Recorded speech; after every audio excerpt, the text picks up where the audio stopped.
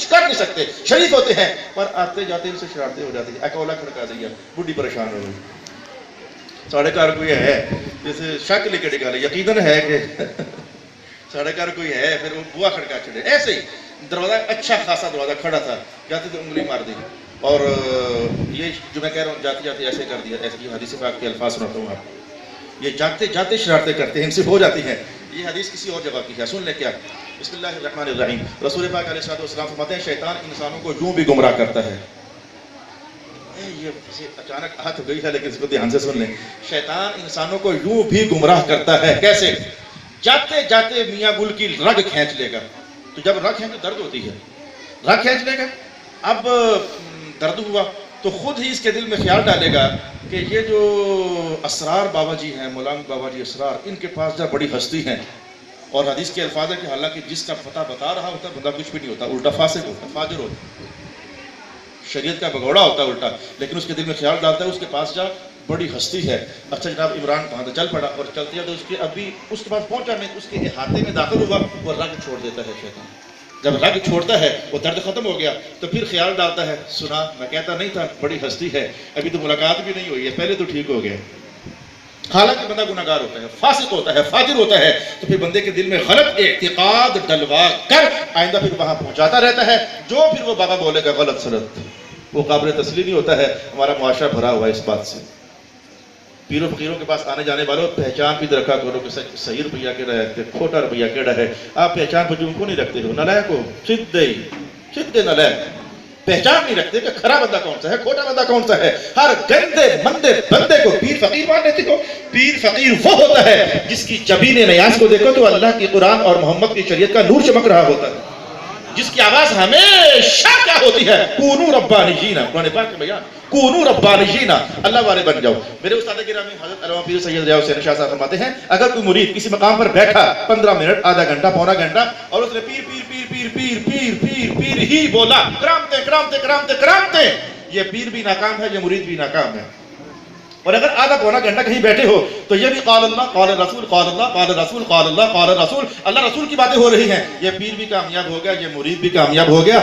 دلوں میں پیر نے گھس آیا، دلوں میں اللہ اور اس کے رسول کی محبت آ گئی. ہم نے تو مشائخ سے یہ بات سیکھی ہے.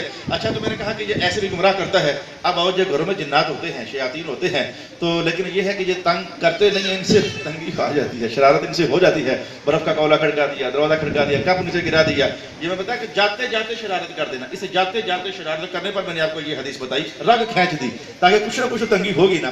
اچھا تو آپ فرماتے ہیں کہ جب تم گھروں سے چلے جاتے ہو تو وہ چھتوں والے جنات جو ہیں وہ تمہارے کمروں میں آ کر تمہارے بستر پر لیٹ جاتے ہیں. یہ وہ حقائق ہیں جو صرف رسول بیان کر سکتے ہیں، نہ ہم دیکھ سکیں نہ محسوس کر سکیں. صرف رسول اللہ بیان فرما سکتے ہیں کہ تمہارے بستر پر آ کر لیٹ جاتے ہیں اور آرام کرتے ہیں. اور جب تم آتے ہو اگر تم وہاں دروازے اپنے بیت کمرہ اپنا بیڈ روم وہاں کھڑے ہو کر بسم اللہ الرحمن الرحیم نہیں پڑھتے ہو، تم بھی رات کو اندر وہ بھی اندر، تم بھی اندر اور وہ بھی اندر. اور اگر اچھا پھر کیا ہوگا ساری، پھر کیا ہوگا، پھر ہونا کیا، 2:30 بجے تک فلمیں دیکھو گے اور کیا ہونا ہے، رات کے 3:30 بجے تک نیٹ دیکھو گے اور کیا ہونا ہے. وہ تمہیں شر کی دعوت دے گا. تم نے بسم اللہ نہیں پڑھی، کمرے میں داخل ہو گئے، وہ تمہیں بہکائے گا. تم فیس بک کو ٹائم زیادہ دیتے ہو، قرآن کو کم دیتے ہو. فیس بک کو ٹائم زیادہ دیتے ہو، حضور کی حدیث تلاوت جو بھی اچھے خیر اعمال ہیں ان کو کم دیتے ہو. پیچھے کوئی آ چکا ہے جو تمہیں خیر کے راہ پر ڈالنے کے لیے پورا زور لگا رہا ہے. اچھا تو وہ بھی اندر تم بھی اندر. پھر جو صبح تک خرابی مچے گی کسی بھی طریقے سے وہ آپ محسوس کر رہے ہو، کر سکتے ہو نہیں، کر رہے ہو. اور پھر حضور فرماتے اگر تم بسم اللہ الرحمن الرحیم پڑھ کر کمرے میں داخل ہو جاؤ گے تو پھر وہ اٹھ کر کے چپ کر کے بستر چھوڑ کر کے تو چھت پر آ جاتا ہے. اب جب تم سو گے نا تو انشاءاللہ فجر کے ٹائم کوئی اٹھانے والا آ جائے، ان کو کوئی اٹھانے والا اٹھا کر چلا جاتا ہے. اب فجر کے ٹائم بھی اٹھو گے، ارادہ یہ لے کر سو گے نا کہ تہجد ہے، تہجد کے ٹائم بھی کوئی آواز آ کر دے ہی دے گا. اور اگر بسم اللہ الرحمن الرحیم نہیں پڑھی ہے تو وہ تو الٹا تھپکیاں دے دے کر سلاسی، الٹا یہ تھپکیاں میرے الفاظ نہیں حدیث کے الفاظ ہیں. جب تم خیر کا اقدام کرتی ہو تو شیطان تھپکیاں دے دے کر تمہیں سلا دیتا ہے. یہ جناب بلال سے حضور نے پوچھا تھا، وہ ایک صبح کی بات تھی، تو بھائی جانا میرا ٹائم کا کیا ہے، یہ تھپکیاں دینے والی حدیث سن لو. مجھے اللہ تعالیٰ بس ایسا ہو رہتا ہے کہ حدیث کو یاد کروا دیتا ہے، یہ اس کی بڑی مہربانی ہے. یہ تھپکیاں دیتا ہے. یہ لیلۃ التعریس، اس حدیث کا نام ہے حدیث لیلۃ التعریس. ایک سفر سے واپسی پر حضور رحمۃ اللہ علیہ وسلم نے پڑاؤ ڈالا. تو پوچھا کہ سویرے کون اٹھائے گا بھی، رات کافی گزر چکی تھی. جناب بلال نے کہا حضور روزانہ اذانیں میں پڑھتا میں اٹھا دوں گا. میں ٹھیک ہے ذرا پھر چاقو چوبند رہو تو اٹھا دینا سویرے. اچھا تو جناب بلال جدھر سے سورج نکلنا ہوتا ہے ادھر منہ کر کے اونٹ بٹھا کر ٹیک لگا کر تو جو پڑھنا پڑھانا تھا بڑا چاقو چوبند اپنی طرف سے. تو جب این فجر کا ٹائم ہوا تو سو گئے، این فجر کا ٹائم ہوا تو سو گئے. اور آج سارے ہی کب اٹھے؟ جب سورج کی شعائیں چہروں کو گرم کر رہی تھی. اس میں بھی اللہ کے احکام تیار کرانے تھے تو اس لیے آمدن ایسا کروایا گیا. سارے تب اٹھے جب سورج کی شعائیں چہروں کو گرم کر رہی تھی. اور سب سے پہلے حضور اٹھے، پھر جناب ابوبکر اٹھے. تو جناب رسول اللہ علیہ السلام نے کہا ابوبکر اے بولا کیوں نہیں اٹھ سکے؟ حضور کیا ہوتا؟ کہا بلال کو شیطان آ کر نہ تو آہستہ آہستہ جیسے ماں تھپکی دیتی نا بچے کو، تو تھپکیاں دیتا رہا ٹلا کرتے کرتے کمزور کرتے کرتے سست کرتے کرتے آخر کار سلا کر ہی دم لیا. تو واقعہ ایسا ہوا. اتنی دیر میں جناب بلال بھی خوف زدہ، ظاہر جلالت آپ حضور کا دربار، اور واقعہ بھی غلطی میں داخل ہو چکا ہے. سب جھکا کر آئے اور آ کر نہ سیدھا ہی کہنے لگے حضور وہ جو آپ کو آئی تھی مجھے بھی آ گئی تھی. یا رسول اللہ وہ جو آپ کو آئی تھی مجھے بھی آ گئی تھی.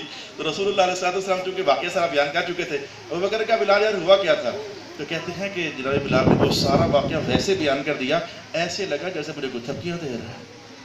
ایسے لگا جیسے مجھے کوئی تھپکیاں دے رہا ہے. تو تھپکیاں دیتے دیتے دیتے دیتے آخر کار اسے مجھے سلا دیا. تمہارا سمجھ آ گیا ہے اگر وہ تمہارے ساتھ کمرے میں ہوگا تو فجر کے ٹائم خاص کر کے تھپکیاں دے کے سلاسی، اور اگر بسم اللہ پڑھ کے اس کو آؤٹ کر دیا ہے. بستر تمہارا تم ہو اور صرف تم ہو اور تمہارا بستر ہے. اب جو ارادہ لے کر سوو گے اللہ تعالیٰ تمہاری مدد فرمائے گا. اللہ تعالیٰ تمہارے اٹھنے کے لیے سویرے فرشتوں کا اہتمام کر دے گا. صلی اللہ علیہ حبیبہ محمد وعلی آلہ وصحبہ اجمعین. بڑی تیز تیز سنائی ہے، پتہ نہیں آپ نے یاد رکھنے ہیں کہ یاد رکھنے ہیں. احکام سارے ہیں اور اتنے وقت میں آج اتنے ہی.